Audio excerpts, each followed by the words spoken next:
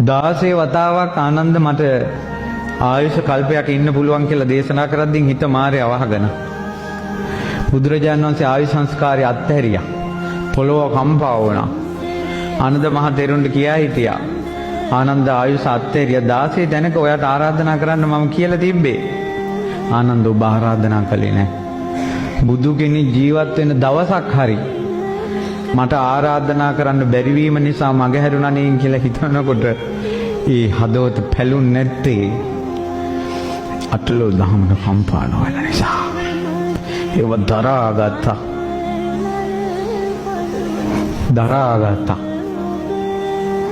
පිරිනිවන් වඩින ගමනේදී ආනන්ද මට කලන්තයි කියලා 25 පොළොක බුදුරජාණන් වහන්සේ අසුන්වන තියෙනවා.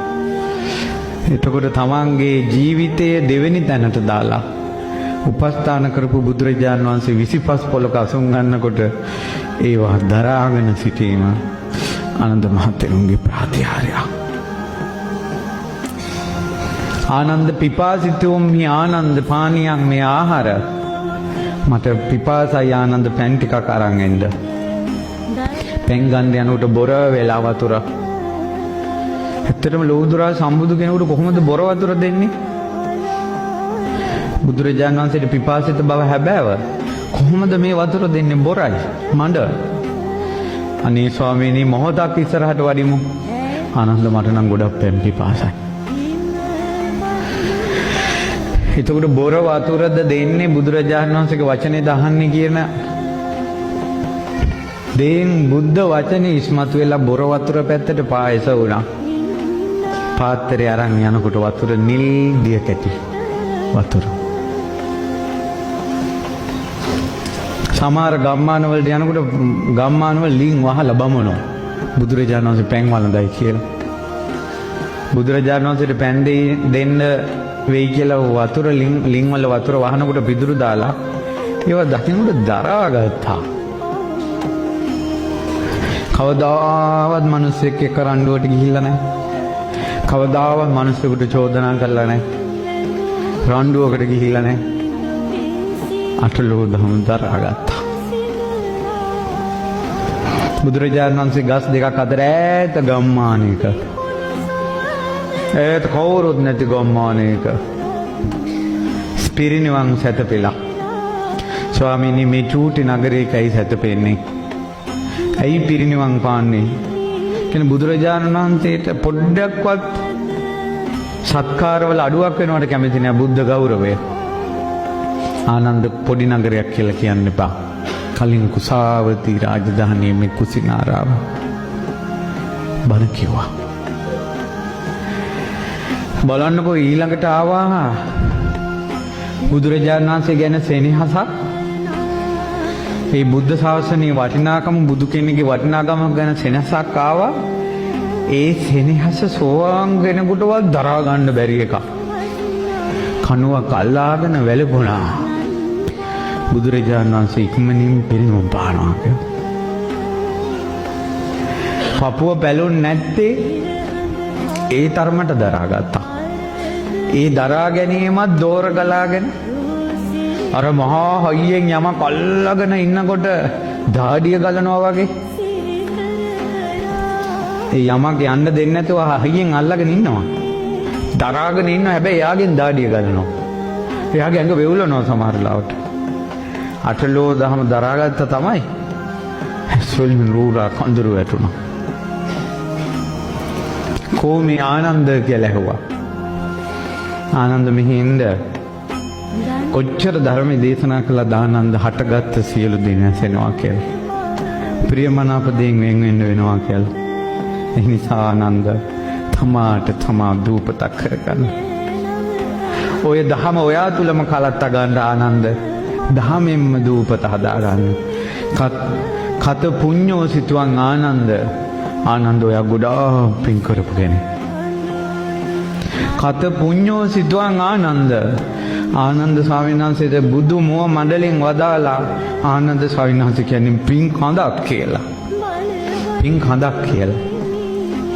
අපි මේ මහා සෑය හදන්නේ පින් කඳකට.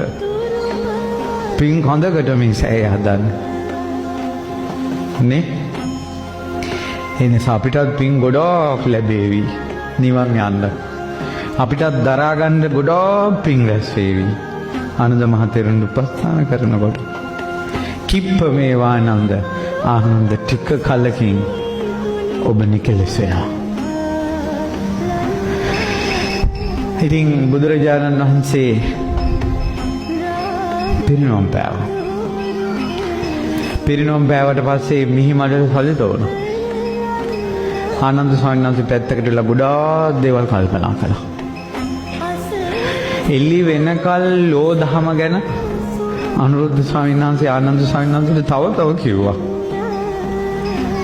අටලෝ දහමට කම්පා නොවන බිත්ති ඇති ආනන්ද මහතෙරුන්ට බණ කිකියා කපරාරු ගැහුවා. ඒ බිත්තිය කපරාරු ගහපු බිත්තියේ හුණු මදිනවා වගේ බණ කිකියා හුණු මැන්දා.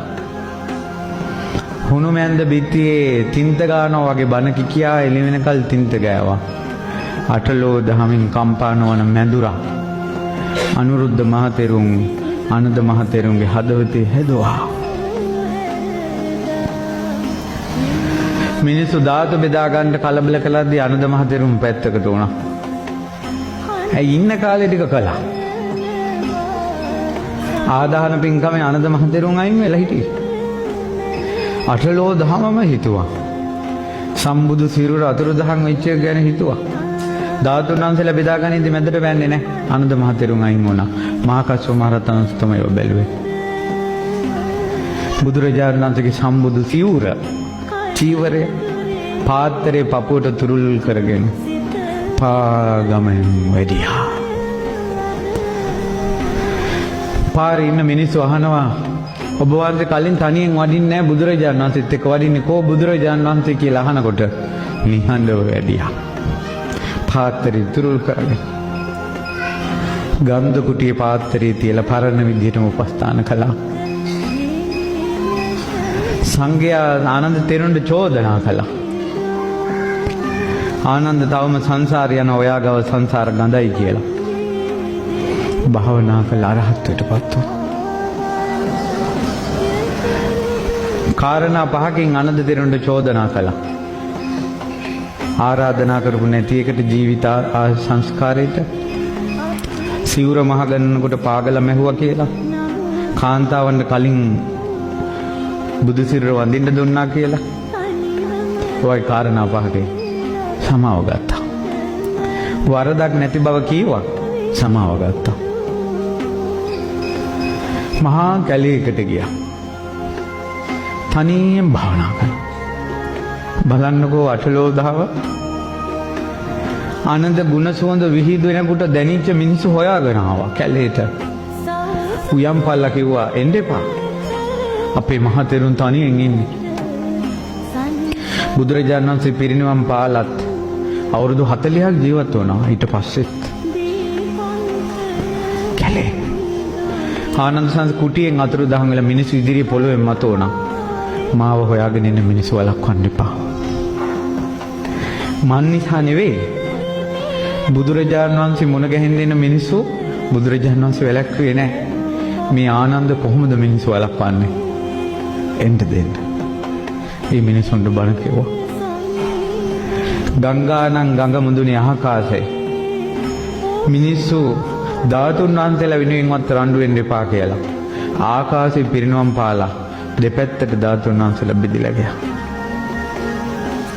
ඔන්න ඔය ධාතුන් වහන්සේලාගේ කොටසක් දෙව්ලොවින් හෝ යම් තැනකින් හෝ මේ ආනන්ද මහා සෑය තැන්පත් වෙනවා.